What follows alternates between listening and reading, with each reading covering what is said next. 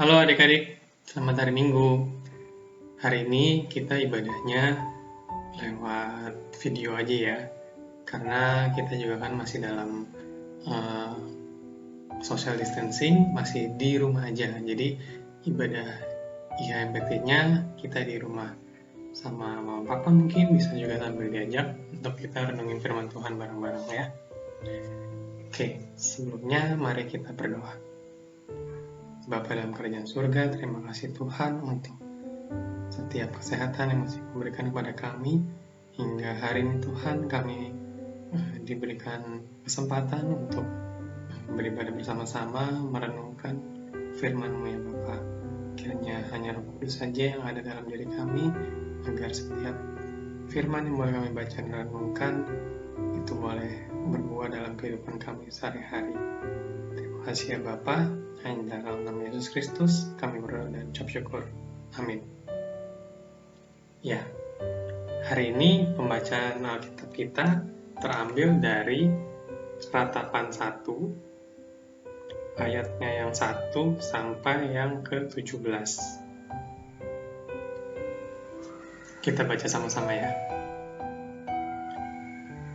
Keruntuhan dan kesunyian Yerusalem. Betapa terpencilnya kota itu yang dahulu ramai. Laksana seorang jandalah ia, yang dahulu agung di antara bangsa-bangsa, yang dahulu ratu di antara kota-kota, sekarang menjadi jajahan. Pada malam hari, terseduh-seduh ia menangis, air matanya bercucuran di pipi. Dari semua kekasihnya, tak ada seorang pun yang menghibur dia. Semua temannya mengkhianatinya, mereka menjadi seterunya. Yehuda telah ditinggalkan penduduknya karena sengsara dan karena perbudakan yang berat. Ia tinggal di tengah-tengah bangsa-bangsa, namun tidak mendapat ketentraman. Siapa saja yang menyerang dapat memasukinya pada saat ia terdesak. Jalan-jalan ke Sion diliputi duka cita karena pengunjung-pengunjung perayaan tiada. Sunyi senyaplah segala pintu gerbangnya.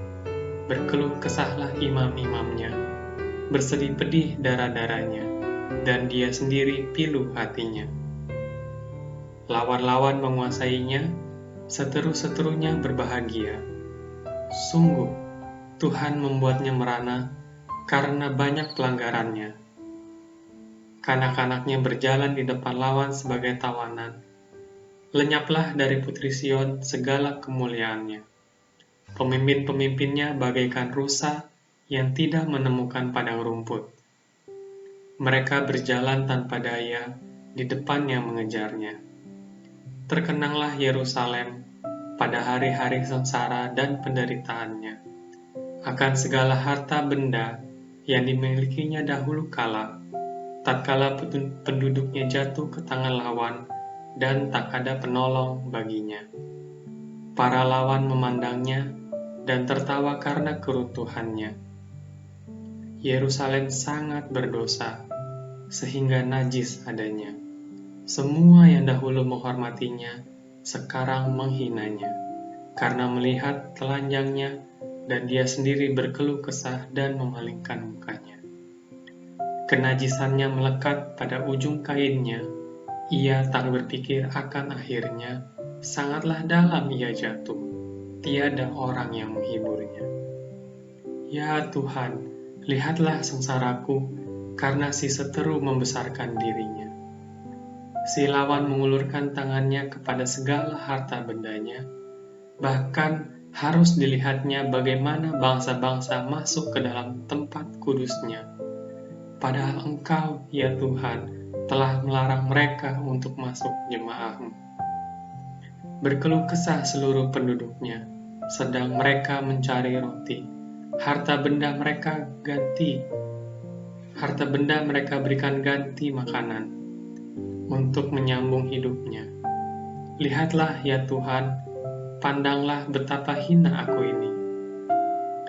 Acuh tak acuhkah kamu sekalian yang berlalu?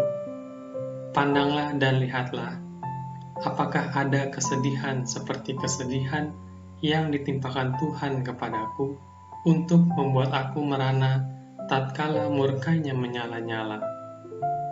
Dari atas dikirimnya api masuk ke dalam tulang-tulangku. Dihamparkannya jaring di muka kakiku.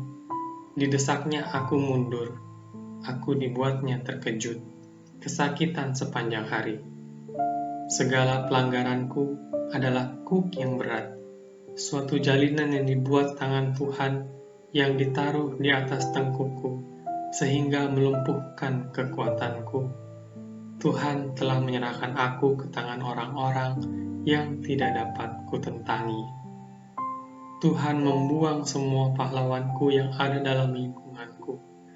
Ia menyelenggarakan pesta menentang aku untuk membinasakan teruna-terunaku. Tuhan telah menginjak-injak putri Yehuda darah itu, seperti orang mengirik memeras anggur. Karena inilah aku menangis. Mataku mencucurkan air, karena jauh daripadaku penghibur yang dapat menyegarkan jiwaku. Bingunglah anak-anakku, karena terlampau kuat si seteru. Sion mengulurkan tangannya, tetapi tak ada orang yang menghiburnya. Terhadap Yakub dikerahkan Tuhan tetangga-tetangganya sebagai lawan. Yerusalem telah menjadi najis di tengah-tengah mereka. Sedemikian jauh pembacaan kita pada pagi hari ini. Adik-adik, lumayan ya isi halaman 1 ini. Kalau kita baca dari 1 sampai 17 tadi, rasanya sedih banget ya kalau kita baca nasibnya Yerusalem. Oke, kitab Ratapan ini merupakan kumpulan 5 syair yang isinya tuh tentang meratapi jatuhnya kota Sion atau Yerusalem ke pengasingan di Babel. Dipercaya kuat yang menulis kitab ini adalah Nabi Yeremia. Bacaan kita hari ini menceritakan tentang kota Yerusalem yang menjadi hancur dan sunyi. 180 derajat berubah dari pusat pemerintahan dan kerohanian, kemudian menjadi hancur, menjadi kota yang dibuang. Bangsa Israel dibuang karena mereka masih bandel ya, gak mau dengerin seruan para nabi untuk tidak menyembah Allah lain selain Allah. Allah menghukum bangsa Israel karena bangsa Israel itu tidak setia. Nah, saat ini kurang lebih dunia juga sedang merasakan perubahan 180 derajat yang dialami oleh Yerusalem pada bacaan kita. Sekitar 617.000 orang terjangkit virus COVID-19 dan 1.155 orang ada di Indonesia. 28.000 sekian orang meninggal. 102-nya ada di Indonesia. Kalau kita lihat, tidak ada lagi jalan yang ramai, pusat perbelanjaan juga tutup, pasar-pasar juga sepi, semuanya kayak ya sepi aja gitu di jalanannya kalau adik-adik lihat. Semuanya kembali ke rumah, semuanya tetap di rumah. Itu anjuran dari pemerintah. Beberapa negara bahkan sudah melakukan lockdown ya, di mana nggak ada orang yang boleh masuk ataupun keluar dari negerinya. Kehidupan sosial, politik, ekonomi, pokoknya semuanya terdampak. Karena ya balik lagi banyak orang yang akhirnya nggak bisa kerja. Adik sendiri kan di rumah kan, belajar dari rumah ya, bukan libur, belajar dari rumah. Sama kayak kata bos saya, kamu kerja di rumah ya, bukan libur. Ya, inilah yang sedang kita alami sekarang. Sepertinya gak pernah ada di bayangan kita ya, kita akan ngalamin dunia yang kita kok kayak kita gak kenal gitu ya dunianya. Berasa beda, berasa asing. balik ke bacaan kita, Allah menghukum bangsa Israel atas ketidaksetiaannya. Lantas, sekarang apakah Allah lagi menghukum dunia dengan adanya wabah pandemi COVID-19 ini? Oke, sebelum kita nyalahin Allah, sebelum kita bersungut-sungut terhadap Allah, ada baiknya kita menilik diri kita sendiri terlebih dahulu. Kita udah setia belum ya kepada Allah? Adik-adik, bencana alam, wabah penyakit adalah bagian dari misteri Allah yang mungkin ketika kita ngalamin, kita mempertanyakan, maksud Allah itu apa sih? Kenapa Allah membiarkan semua ini terjadi? Kenapa banyak orang yang meninggal? Ya baik lagi, kita akan selalu bertanya-tanya hal itu dan mungkin kita mencari-cari penyebabnya kenapa. Tapi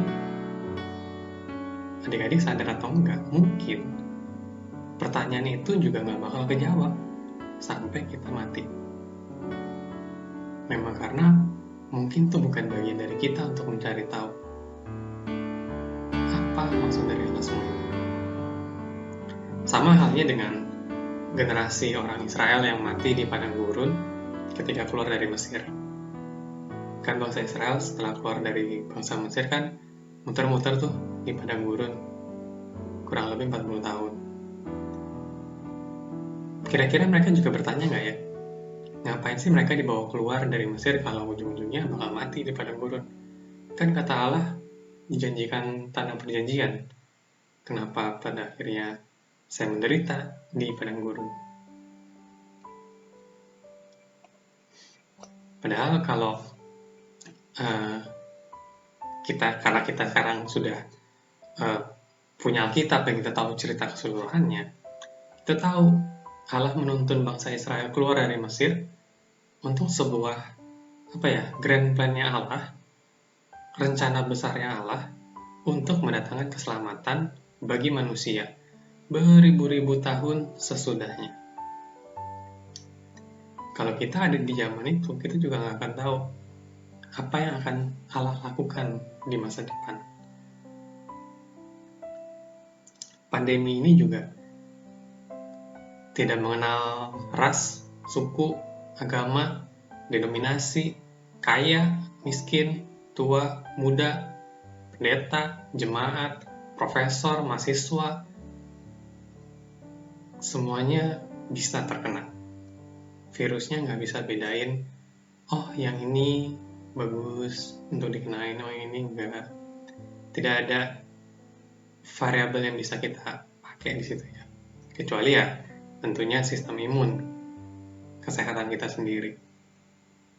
Artinya kita sendiri nggak bisa mengkotak-kotakan kenapa seseorang ini bisa terkena virus. Kalau adik tahu, Italia sekarang lockdown ya. Liga Serie A semua udah di stop. Mau Serie A, mau Premier League, mau Liga Spanyol, semua kegiatan olahraga juga di stop. Bahkan Olimpiade 2020 di Jepang juga akhirnya ditunda. Kita spesifik ngomongin Italia coba. Italia itu, kalau adik-adik tahu, Italia, khususnya Roma, khususnya Vatikan, adalah pusat kerohanian dari umat Katolik. Dan sekarang Italia menjadi negara kedua terbanyak korban meninggal setelah Cina.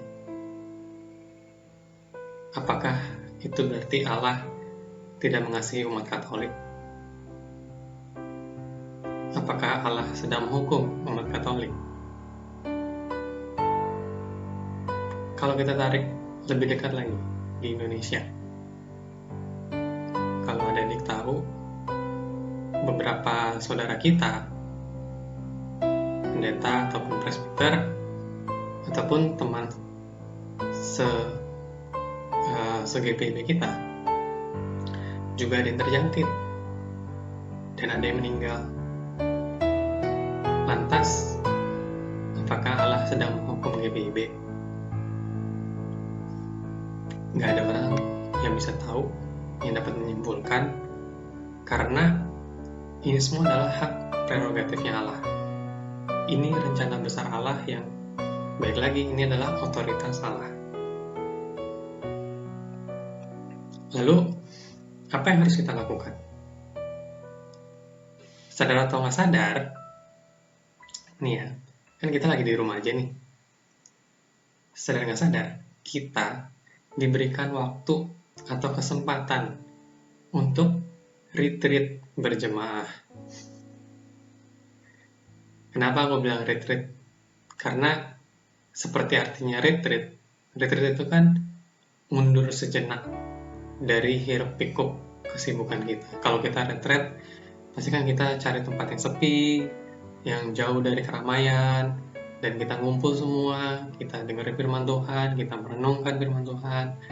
Itulah retreat, supaya kita bisa fokus lagi dengan Allah. Jadi dengan kita sekarang dianjurkan atau diharuskan di rumah aja, bakal hashtagnya udah di mana-mana ya, di Grab ada, di Gojek ada, di Tokopedia ada, di semuanya pakai hashtag di rumah aja. Di Instagram juga kan sampai ada story sendiri kan, rangkuman di rumah aja. Ya, kalau sebelumnya kita waktu kita terpakai banyak di luar rumah, buat sekolah, buat les, buat jalan-jalan ke mall sama teman-teman, pulang waktu kita tuh cuma sedikit di rumah.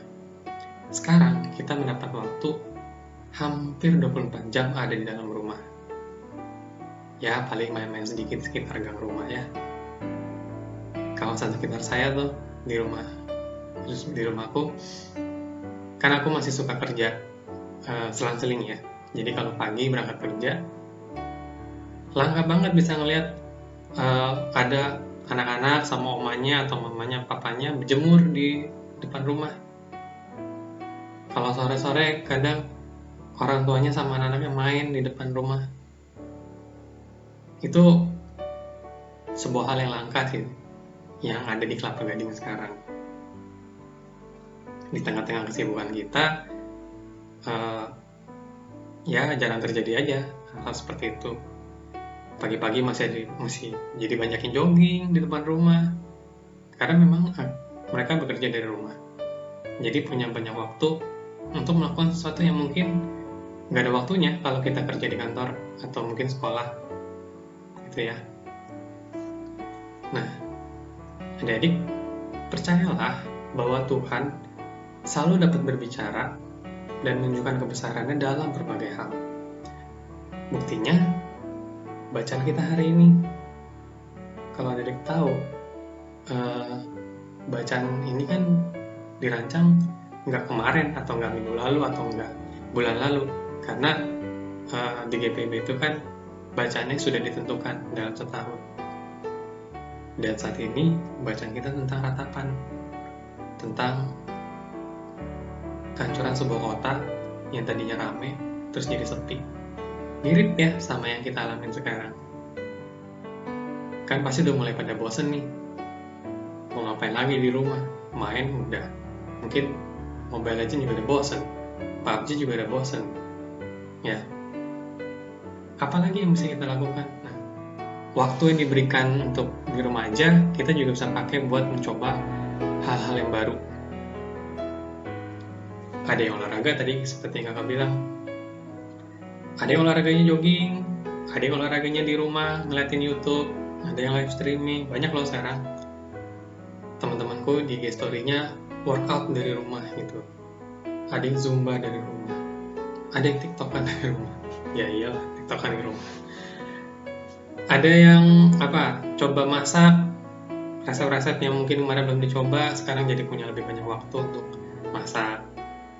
Ada yang akhirnya berusaha untuk ngagaptek untuk gimana sih caranya live streaming, gimana sih caranya video conference gitu. Karena sekarang banyak banget yang mulai belajar caranya kita video conference. Karena kita terpisah jarak, tapi kita tetap bisa ketemu sama teman-teman, bisa video call bareng-bareng, atau bisa belajar sama-sama gitu ya. Nah, di luar semua itu, kita kembali diingatkan untuk memperbaiki relasi kita juga dengan pencipta kita. Jadi, di masa retreat berjamaah ini, seperti biasanya kita lakukan kalau retreat, adalah kembali merefleksikan atau memperbaiki relasi kita dengan pencipta kita. Karena sebagai orang percaya, tentunya kita percaya bahwa hanya melalui Dia, pertolongan kita, dan juga pengharapan kita. Coba, kalau selama ini kita dalam tanda kutip memberhalakan status sosial kita, kekayaan kita, uang jajan kita, barang-barang branded kita, sepatu, jaket, misalnya topi lah, pokoknya barang-barang branded. Kemudian nilai ulangan kita yang bagus-bagus mungkin, atau kepintaran kita, atau bahkan jabatan gerejawi kita, atau apapun lah yang membuat kita tuh merasa punya nilai lebih dari orang lain. Kadang kita juga menganggap orang lain tuh lebih rendah daripada kita karena kita lebih hebat. Nah, maka dengan pandemi ini, dimana yang tadi kakak bilang tidak mengenal status apapun, semua orang bisa kenal. Dengan pandemi ini, kita semakin diingatkan bahwa hidup kita itu singkat loh. Kita nggak ada yang tahu. Waktunya Tuhan, waktunya kita, selesainya kapan kita nggak tahu.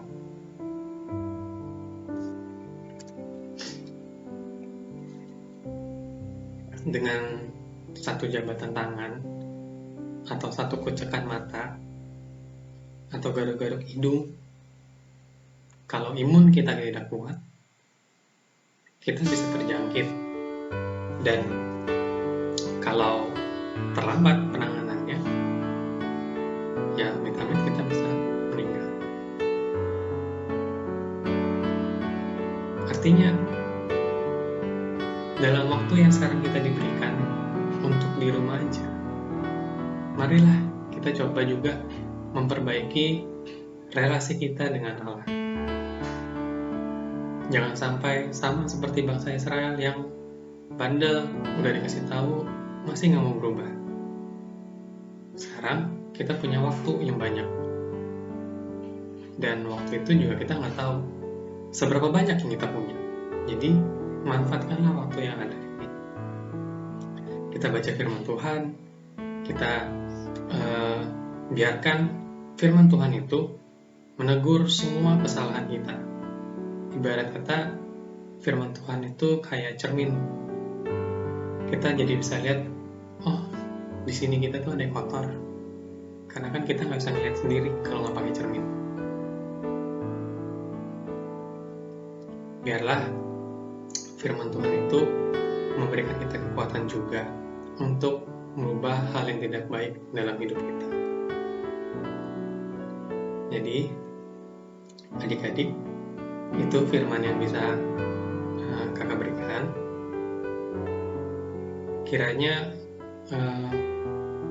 apa yang menjadi bacaan kita, apa yang menjadi renungan kita, boleh kita pakai kembali untuk mari kita memperbaiki relasi kita dengan Tuhan, supaya kita juga bisa introspeksi diri, bisa menemukan kesalahan-kesalahan yang mungkin kita tahu sebetulnya itu salah, tapi kita masih malas untuk berubah. Ingat, kita diberikan waktu banyak, tapi kita tidak tahu seberapa banyak. Mari kita juga sama-sama mendoakan agar Tuhan memberikan hikmat pada para ilmuwan, para peneliti, supaya virus COVID-19 ini bisa ditemukan antivirusnya. Kita dukung juga para tenaga medis yang berjuang di garis depan untuk melayani, membantu orang-orang yang terjangkit virus ini, agar mereka juga tetap diberikan kesehatan dan juga kekuatan untuk melayani. Doakan juga kita punya satu kakak pengurus yang juga berada di garis depan, Kairan, yang juga menjadi bagian dari Puslit Bangkes ya, Kemenkes. Karena Kairan juga membantu mengetes sampel-sampel yang masuk. Kalau lihat di IG story-nya kan juga ada tuh sampai jam 2 pagi, sampai jam 3 pagi. Kita doakan terus ya supaya bangsa ini dan juga dunia ini bisa akhirnya pulih. Meskipun tadi aku baca berita udah diperpanjang ya masa belajar dari rumahnya sampai pertengahan April kalau nggak salah. Ingat, belajar bukan libur. Jadi kita masih belum tahu sampai kapan kita akan ngalamin dunia yang nggak biasa ini, atau bahkan jangan-jangan nanti kita jadi terbiasa. Tapi tentulah kita mendoakan supaya semuanya bisa menjadi pulih, dan dengan adanya pandemi ini kita bisa belajar untuk menghargai waktu lagi dengan orang-orang yang terdekat kita, dengan papa mama, dengan adik kakak adik. Karena ya balik lagi, waktu banyak tapi bisa singkat, kita nggak tahu seberapa banyak.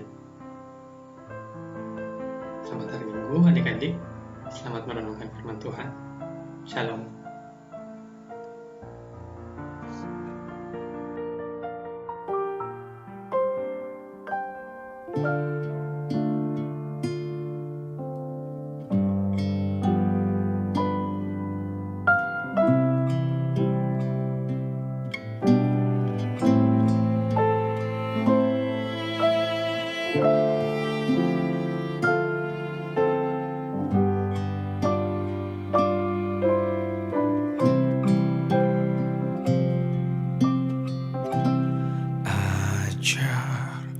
Ku mengerti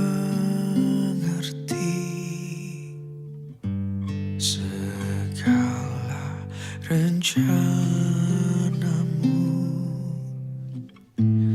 ajar ku berserah hanya padamu. Pimpinlah jalanku dalam terang firman-Mu, ajar ku berharap hanya padamu.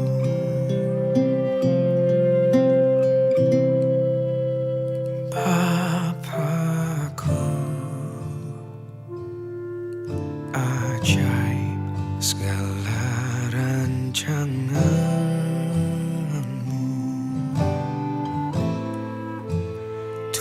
Tuhanku,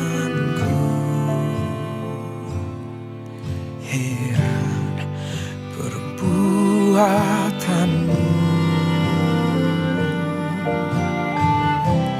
Engkau sanggup mengadakan